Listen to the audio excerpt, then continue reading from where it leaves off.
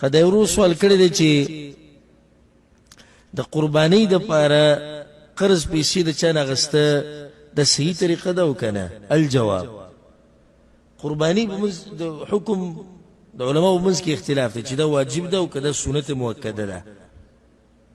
که واجب کې او که سنت مؤکده کې، خو په هر حال کې شریعت دا نه وایي چې دې دپاره قرض کا. ځکه کوم علما چې ورته واجب وایي نو هغوی په هغه حال کې ورته واجب وایي چې ستا په طاقت رسي. کوم چې ورته سنت وایي نو هغو ته هم په هغه وخت کې سنت وایي چې ستا طاقت رسي. دا ته نه وایي چې قرض ولره واخله.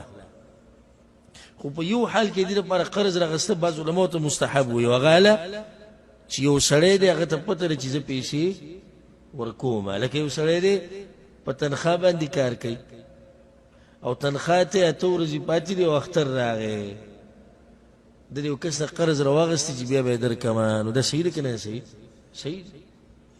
خو یو سړی دی غریب سړی دی په ځان طاقت نه د قرضو د ډکولو او د قرضو د واپس کولو او دې قرض یې رالي، دا دې غلط کار کوي. والله اعلم. د یو ورور سوال کړی دی چې ما څاروی اخیستی و د قربانۍ دپاره د اختر نه یو څو ورځې مخکې، او کله چې مې حلاله نو د هغې نه یو دوه درې ګنټې مخکې په پوړو باندې مې راکوزه راولید، نو دا یو وخت به ماته شو. دغه قرباني به زما شوي او که نه به یې شوي؟ الجواب، قرباني دپاره چې د څاروی واخیستو دا دې وقف کو د چا دپاره؟ الله دپاره.